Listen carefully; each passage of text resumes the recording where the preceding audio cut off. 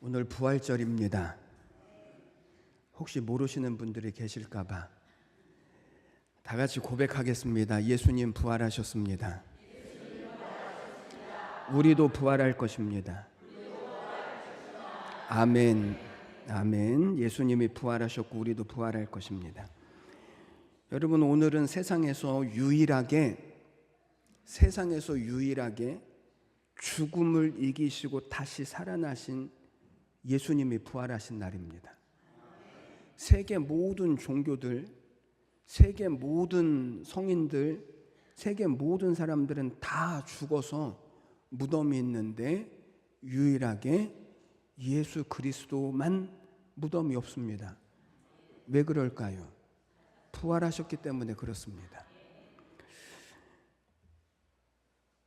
예수님의 부활하심으로 말미암아 시작된 것이 교회입니다.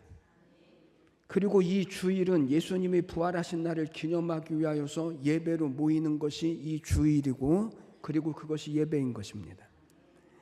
그러나 여러분, 예수님이 부활하셨다라고 하는 것은 무엇을 목적으로 하냐면, 하나님께서 예수님을 세상에 보내주신 것은 사람이 죽음으로 끝나는 것이 아니라 영생이 있고 영원한 하나님의 나라가 있다라고 하는 사실을 우리에게 알려주시기 위한 것이 목적인 것입니다. 이를 위해서 예수님이 이 땅에 오셔서 우리의 죄를 대신하시고 십자가에서 죽으셨고, 뿐만 아니라 모든 죽음을 이기시고 다시 사심으로 그를 믿는 모든 자들에게 이 영생을 주시는 것, 이것이 주님의 부활하심의 목적인 것입니다. 이게 기독교입니다. 이것이 복음인 것입니다. 그래서 오늘 본문의 내용을 한마디로 말하면 예수님이 부활하셨습니다. 그리고 우리도 부활할 것입니다. 이것입니다. 그래서 22절 뒷부분에 가서 보면 뭐라고 말씀했냐면, 그리스도 안에서 모든 사람이 삶을 얻을 것이다. 그리스도 안에서 모든 사람이 삶을 얻을 것이다. 여러분, 여기 모든 사람이 누구입니까? 예수 그리스도를 믿는 모든 사람. 오늘도 이 부활절에 예수 그리스도를 믿음으로 오늘도 주를 예배하는 자리에 나와 있는 우리 각 사람들이 예수 그리스도로 말미암아 삶을 얻을 것이다, 생명을 얻을 것이다, 구원을 얻을 것이다, 이렇게 말씀을 하는 것입니다. 그래서 이 짧은 한 절 말씀, 그리스도 안에서 모든 사람이 삶을 얻겠다라고 하는 이 말씀이 부활에 관한 모든 말씀 중에서 가장 중요한 말씀이요, 가장 값진 말씀이요, 이것이 바로 예수님의 부활과 우리의 부활을 연결시켜주는 연결고리가 되어지는 말씀인 것입니다. 여러분, 예수님의 부활이 아무리 놀랍고 위대할지라도 그것이 나와 상관이 없으면 그것이 내게 무슨 유익이 있을까요? 그래서 15장 말씀, 오늘 고린도전서 15장 말씀을 보면, 만일 부활이 없다면 이 말씀이요 8번이나 계속해서 반복되어집니다. 여러분, 부활이 없으면 무엇입니까? 부활이 없으면 어떻게 될까요? 부활이 없으면 14절 말씀, 너희 믿음도 헛것이고, 17절 말씀, 너희가 여전히 죄 가운데 있을 것이고, 19절 말씀, 부활이 없다면 모든 사람들 가운데 우리가 가장 불쌍한 자이다. 여러분, 부활이 없으면 지금 우리는요 다 속고 있는 거예요. 그런데 성경은 분명히 말씀합니다. 그리스도께서 부활하셨다. 그리스도께서 부활하셨기 때문에 우리도 부활할 것이다. 우리도 그리스도 안에서 삶을 얻을 것이다. 우리도 그리스도 안에서 모든 사람들이 다시 살아날 것이다 라고 말씀하는 것입니다. 여러분, 이 말은 예수 그리스도께서 죽은 자 가운데서 다시 살아났기 때문에 그 안에 있는 모든 그리스도인들이 다시 살 것입니다. 이 부활에 대한 최초의 증언인 오늘 말씀, 예수님이 부활하시고 우리도 부활할 것이라고 하는 이 말씀의 뜻이 도대체 뭘까요? 예수님이 부활하신 것이 오늘 우리에게 어떤 상관이 있을까요? 저는 오늘 예수님의 부활하심을 통하여서 이 부활의 목적인 이 하나님의 뜻이 오늘 우리 모두에게 믿음이 되시고 부활의 생명이 되시고, 그래서 그리스도 안에서 영원히 사실 이 은혜와 복을 우리 모두가 다 이루어 가시기를 주님의 이름으로 간절히 축복합니다. 먼저 부활은 인생의 모든 문제의 해답이라는 것입니다. 부활이 무엇입니까? 우리 인생의 모든 문제의 해답. 여러분, 고린도전서는 사도 바울이 고린도 교회에 보냈던 첫 번째 편지입니다. 고린도 교회는 사도 바울이 개척을 하고 그리고 사도 바울이 목회를 하고 그리고 성장한 교회가 고린도 교회입니다. 그런데 이 고린도 교회에는 문제투성이의 골치 아픈 일들이 너무나 많았습니다. 그 안에 분쟁이 있었습니다. 그리고 윤리적인 타락도 있었습니다. 신학적인 논쟁도 있었습니다.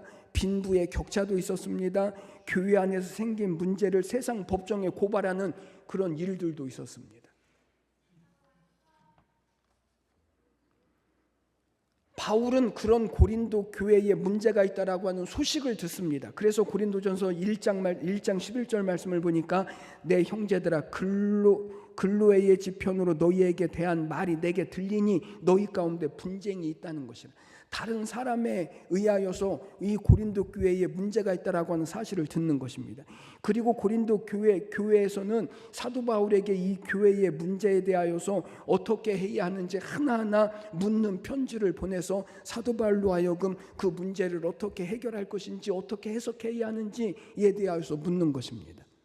그리고 사도 바울은 자기가 듣고 해석을 요청받은 그런 문제들에 하나하나씩 대답해 나가는 것이 고린도 전서의 말씀이거든요.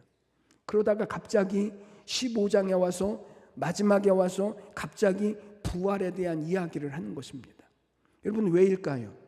지금까지 수없이 많은 문제들에 대해서 이야기를 하면서 마지막에 끝에 가서 부활에 대한 말씀을 하는 이유가 뭐냐면 그 모든 문제의 해답은 부활이라는 것입니다.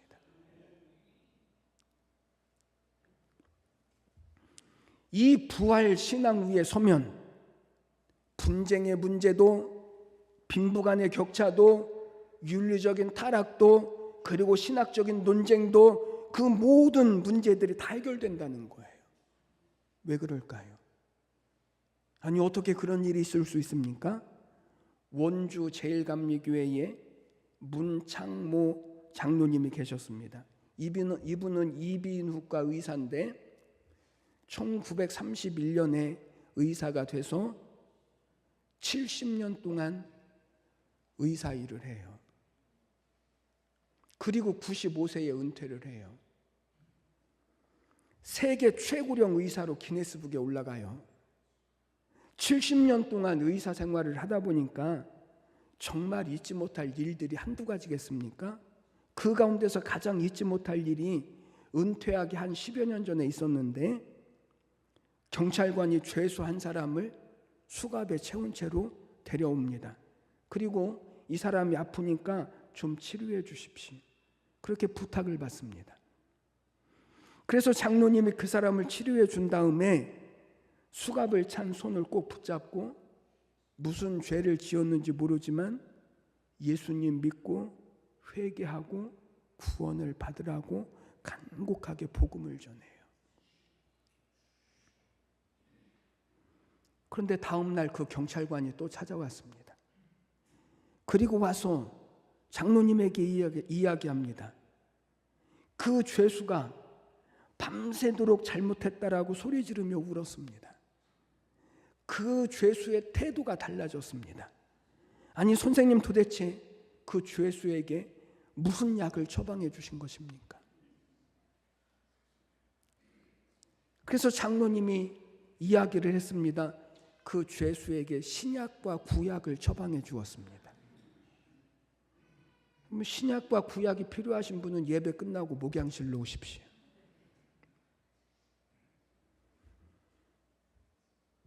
알고 봤더니 그 죄수는 사형수였습니다. 사형수에게 신약과 구약보다 더 좋은 약이 있을까요?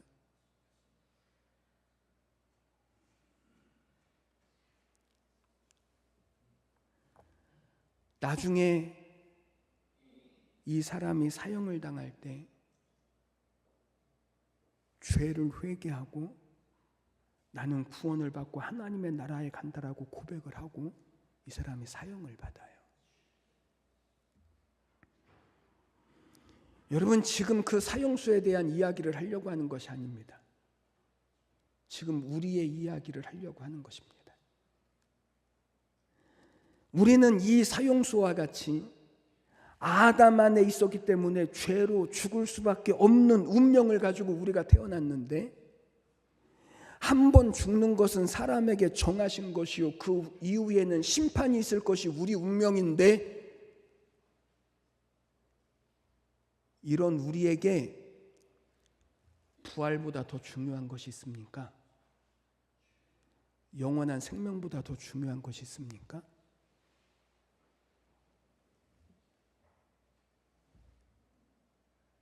여러분, 부활은 죽을 인생이 가진 모든 문제의 해답이고, 그리고 동시에 우리의 인생의 가장 중요한 문제의 해답이기도 합니다. 모든 문제의 해답이기도 하고 우리 인생의 가장 중요한 문제의 해답. 여러분, 인류가 가지고 있는 가장 크고 중요한 문제가 무엇입니까? 죽음입니다. 죽음. 이 죽음은 아무도 피할 수 없습니다. 왜냐하면 우리는 다 죽음이라고 하는 운명을 가지고 태어났기 때문에 그렇습니다. 그래서 사람들은 죽지 않으려고 애를 쓰죠. 늙지 않으려고 애를 씁니다. 화장을 하고 치장을 하고 변장을 하고 땡기고 찝고 잘라내고 리모델링을 하고. 그러나 죽음을 막을 수 있습니까? 열심히 운동을 하면 10년은 더 살 수 있습니다. 그러나 죽음을 막을 수 있습니까? 그럴 수 없습니다. 그런데 하나님은 여기에 대하여 아니라고 말씀하십니다. 부활이 있다. 부활. 죽음이 끝이 아니다. 부활이 있다는 거예요. 어떻게 사는 것이 우리 인생을 보람있게 사는 걸까요? 우리 인생을 가장 보람있게 사는 방법에 대해서 하나님은 뭐라고 말씀하시냐면 부활이 있다. 부활. 이 세상이 전부가 아니라 영원한 하나님의 나라가 있다. 이것을 알 때 비로소 이 세상 우리의 삶을 가장 보람있게 살 수 있다. 왜 착한 사람들이, 의로운 사람들이 왜 실패하고 고난을 당하는 일이 있을 수 있습니까? 여기에 대해 하나님은 말씀하십니다. 아니다. 부활이 있다. 부활이 의의 최후의 승리이다. 이것이 영생이고 이것이 구원이고 이것이 축복이라고 말씀하십니다. 사랑하는 여러분, 부활의 신앙을 가지십시오. 부활의 신앙.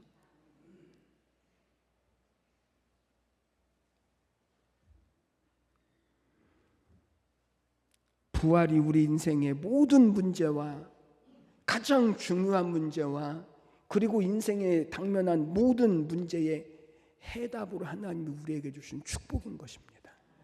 두 번째, 부활은 우리의 생활에서 가장 중요한 것입니다. 여러분, 고린도 교회는 사도 바울에게 이것저것을 물으면서 중요한 이상한 한 가지 사실은 고린도 교회가 여러 가지 문제들에 대해서 사도 바울에게 질문을 했는데, 그런데 한 가지 물어보지 않은 것이 있습니다. 부활에 대해서는 물어보지 않습니다.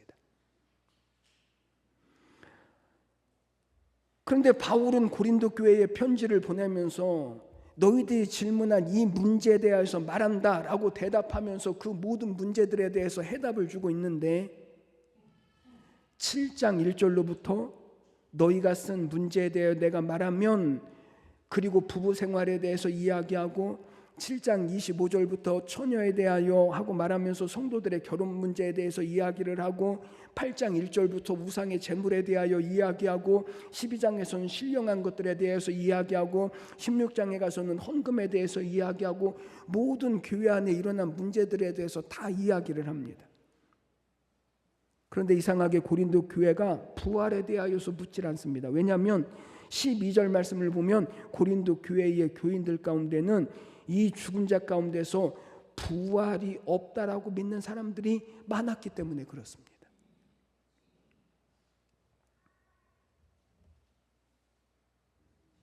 여러분, 고린도 교회의 교인들이 누구입니까?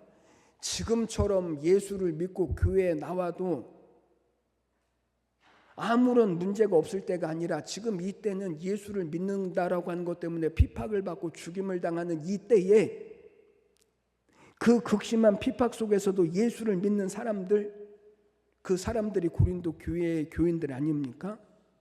그런데 그럼에도 불구하고 그 사람들이 부활은 있을 수 없다, 절대로 부활은 불가능하다라고 여기는 사람들이 많았다는 거예요. 그래서 그런지 몰라도 이 고린도 교회는 부활에 대해서 이야기를 안 해요. 부활에 대해서 믿질 않아요. 그런데 묻지도 않은 이 문제에 대해서 사도 바울은 이야기를 합니다. 왜죠? 신앙생활에 있어서, 우리의 모든 삶에 있어서 가장 중요한 것이 부활이기 때문에 그렇습니다. 여러분, 신앙생활에서 제일 중요한 것은 십자가와 부활입니다. 그래서 사도 바울은 고린도 교회에 편지를 보내서 첫 부분 1장에서 뭐라고 말하냐면 십자가는 멸망하는 자들에게는 미련한 것이요. 십자가가 멸망하는 자들에게는 무엇과 같다고요? 미련한 것이요. 구원받는 우리에게는 하나님의 능력이 됩니다. 구원받은 우리에게는 하나님의 능력이라는 거예요. 구원의 능력이라는 거예요. 승리의 능력이라는 거예요. 그리고 15장 끝부분에 와서는 부활에 대해서 이야기를 합니다. 십자가는 기독교의 신앙의 처음이고 부활은 끝이요. 이것이 기독교 신앙의 전부인 거예요. 여러분, 기독교는요, 죽음의 종교가 아닙니다. 기독교는 생명의 종교입니다. 기독교는 도덕적 종교가 아닙니다. 기독교는 믿음의 종교입니다. 여러분, 도덕적인 신앙하고 믿음의 신앙하고 차이가 무엇인지 아십니까? 사람들은요, 도덕적 신앙과 믿음의 신앙을 자꾸만 혼동하려고 해요. 무엇이 도덕적인 신앙이고 무엇이 믿음적인 신앙일까? 도덕적인 신앙은요, 잘못을 지적하는 것이 특기예요. 도덕적 신앙. 믿음적인 신앙은 잘못을 덮어주고 용서하는 것이 특기예요. 여러분, 차이를 아시겠습니까?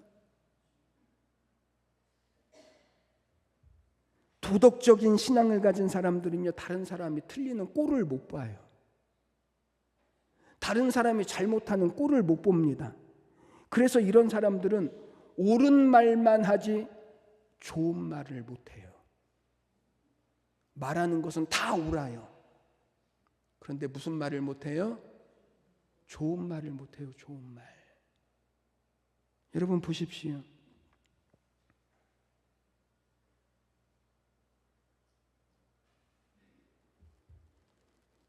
혹 믿지 않는 남편이나 혹 신앙생활 엉터리로 하는 사람들을 보고 너 그렇게 믿다가는 지옥 가. 이런 말 해야 돼요? 안 해야 돼요? 해야 돼요? 안 해야 돼요? 안 해야지. 왜냐하면 어차피 그렇게 믿다가 그 사람은 갈 거야, 거기로. 옳은 말이긴 하지만 안 해야지. 그러면 나는 예수 믿고 구원받았어, 나는 천국 가. 이런 말 해야 될까요? 안 해야 될까요? 옳은 말인데 하지 말아야지. 왜? 내가 보기에는 너도 못 갈 것 같아.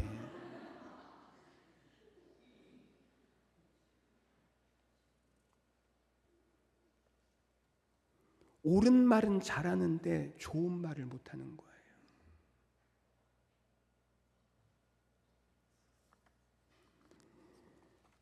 여러분, 기독교는 현세적인 종교가 아니라 기독교는 영원한 내세의 종교입니다. 기독교는 결코 무덤의 종교가 아닙니다. 기독교는요, 빈 무덤의 종교입니다. 그래서 기독교는 영원을 추구하는 영성의 종교입니다. 이 위대한 복음이 바로 예수님이 십자가에서 죽으시고 장사된 지 사흘 만에 무덤에서 다시 살아나심으로 말미암아 우리에게 보증해 주신 하나님의 약속입니다. 여러분, 혹시 우리의 모든 삶 가운데, 우리의 모든 신앙 가운데 부활보다 더 중요한 것이 있습니까? 영원한 내세보다 더 중요한 것이 있습니까?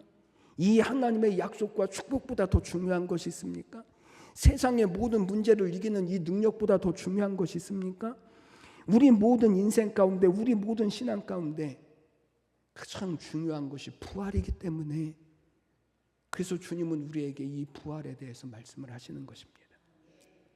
사랑하는 여러분, 부활을 가장 중요하게 여기십시오. 세 번째, 부활은 소망 가운데 소망입니다. 여러분, 그리스도인은요, 소망 가운데 사는 사람들입니다. 그리스도인은 절망 가운데 살지 않습니다. 어떠한 자리에서도 그리스도인은 소망 때문에 사는 사람들입니다. 그런데 이 소망 가운데 가장 큰 소망, 그것은 부활의 소망입니다. 여러분, 지금 우리나라를 가만히 보십시오. 정치적으로, 경제적으로, 윤리적으로, 국방적으로, 교육적으로, 종교적으로 모든 것이 다 어려운 형편에 빠져 있습니다. 알기는 참 기가 막히게 합니다.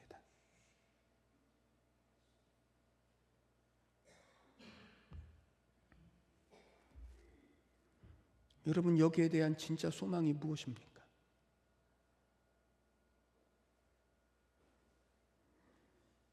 어떻게 하면 우리는 이 절망적인 상황을, 우리는 진짜 소망을 가지고 이겨낼 수 있을까요? 무엇이 소망입니까? 무엇이? 누가 대통령이 되는 것입니까? 도대체 우리에게 있어서 소망이 진짜 무엇입니까? 이런 모든 문제 가운데 우리가 진짜 소망을 가지고 살 수 있는 근거, 그 근거를 하나님이 우리에게 주셨는데 그 근거가 바로 부활입니다. 부활. 왜 그럴까요? 이유가 도대체 무엇입니까? 부활이라고 하는 것은 모든 죽음과 모든 절망을 거부하고 이기는 능력이기 때문에 그렇습니다. 언젠가 우리가 죽었다가 다시 살아나는 것만이 부활이 아니라 이 부활의 능력은 모든 절망을 거부하고 모든 죽음을 거부하고 모든 실패를 거부하는 하나님의 약속이고 축복이기 때문에, 그래서 부활은요 반드시 있어야 되는 거예요. 어느 교수가 이런 고백을 했습니다. 이 교수는 부모가 이미 크리스찬이기 때문에 크리스찬 부모에게서부터 태어났습니다. 이런 신앙을 무슨 신앙이라고 말하죠? 모태신앙. 이 교수가 모태신앙입니다. 교회에 가끔 출석은 하지만 예배도 못하고 목소리 높여서 찬양도 못하고 기도도 못하고 모태신앙 다 못하는 거예요. 설교는 공상 과학적인 이야기처럼 들리고 옛날 이야기나 무슨 신화를 이야기하는 것처럼 들리고 유치하고, 부인과 아이들의 강요로 어쩌다가 교회에 오면 맨 뒷전 한 자리를 채우기 위하여서 가끔 교회에 들락거리는 모태신앙. 특별히 기독교가 내세우는 가장 큰 진리인 부활, 죽은 자 가운데 다시 살아난다라고 하는 것과 그리고 천국이 있다라고 하는 그런 설교를 들을 때는요 메스껍기도 하고 이해가 되지 않고 용납이 되어지지 않고, 그런 이야기는 죽을 날만 기다리는 시한부 인생들이나 별 볼 일 없는 사람들에게 위로를 삼아주기 위하여 사는 이야기 정도로밖에는 들리지 않는, 그런데 어느 날 아내가 뇌종양 판결을 받더니 죽습니다. 큰아이가 중학교 1학년인 딸아이고 작은아이가 초등학교 5학년인 아들인데 엄마의 시신을 부둥켜 안고서 통곡하는 이 아이들을 뭐라고 위로할 수가 없고 뭐라고 달랠 이야기가 없습니다. 하관식을 끝내고 아내의 관 위에 한 줌의 흙을 던지는데 갑자기 생각이 들기를, 부활이 있어야 되겠다. 부활. 천국이 있어야 되겠다.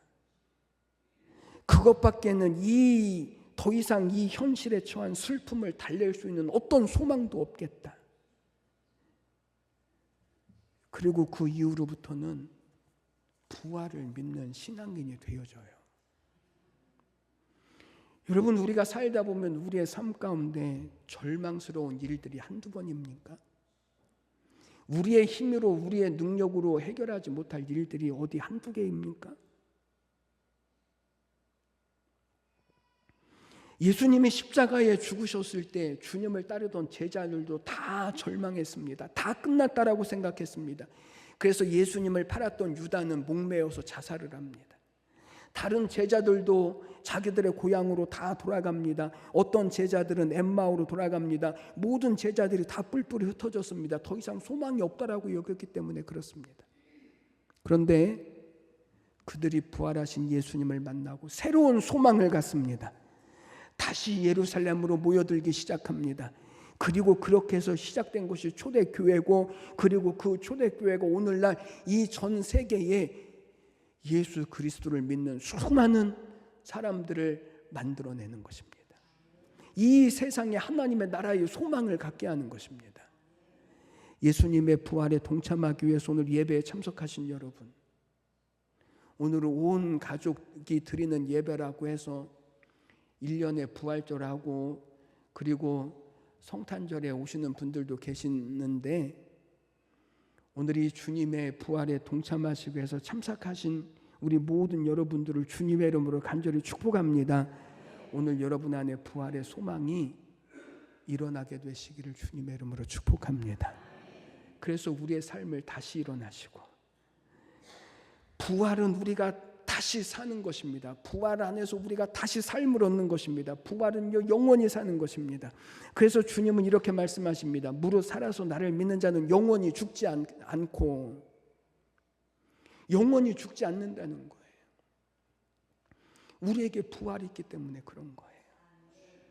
그렇기 때문에 오늘 우리가 단순하게 예수 그리스도의 부활을 기념하는 날이 아니라, 부활은 단지 주님이 다시 살아나신 것을 기념하는 날이 아니라, 부활은 바로 우리를 위해서 일어난 사건이고, 이 날이 나의 부활을 위한 날이고, 우리의 모든 삶이 그리스도 안에서 다시 살아나는 이 하나님의 약속이 있는 날로 여기시기를 주님의 이름으로 축원해 드립니다. 부활은 단순히 죽어서 천국에 가는 것을 이야기하는 것이 아닙니다.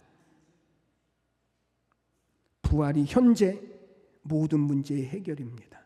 우리의 신앙생활에서 가장 중요한 일입니다. 우리의 소망 중에서 가장 큰 소망입니다. 부활은 하나님이 우리를 다시 일으키시고, 다시 시작하게 하시고, 다시 살게 하시고, 다시 흥왕하게 하시는 하나님의 약속이고 축복인 것입니다. 저는 오늘 이 부활 예배를 드리는 우리 모든 성도님들이 이 부활의 기쁨이 오늘 우리 안에 믿음이 되시기를 바라고, 그래서 이 이후에 우리의 모든 살아가는 삶이 오늘 하나님이 약속하신 부활의 능력과 은혜와 기쁨과 세상을 이기는 축복이 되시기를 주님의 이름으로 간절히 축원해 드립니다. 기도드리겠습니다. 하나님 아버지, 은혜와 사랑을 감사합니다. 오늘 우리를 붙드시고, 오늘 우리를 위하여 죽음을 이기시고 다시 부활하셔서 우리의 부활의 첫 열매가 되시며, 하나님 그리스도 안에서 우리가 삶을 얻을 길을 열어놓으신 주님을 찬양합니다. 오늘도 이 부활에 참여하기 위하여 주의 제단과 말씀 앞에 나온 우리 모든 이들에게 하나님, 저들의 모든 삶에 그리스도 안에서 삶을 얻고 생명을 얻고 복을 얻게 하실 이 부활의 은혜가 하나님 우리 모두에게 믿음으로 말미암아 이루어지게 하여 주시옵소서. 그래서 저들의 모든 삶을 통하여 부활의 기쁨과 감사와 즐거움으로 하나님 예수의 증인이 되어지는 삶을 이루어 가게 하여 주시사, 하나님께서 허락하신 분복과 생명과 구원을 이루어가는 우리 모든 성도들 되도록 하나님 은혜 내리워 주시옵소서. 감사드리며 예수님의 이름으로 축복하고 기도드리옵나이다. 아멘.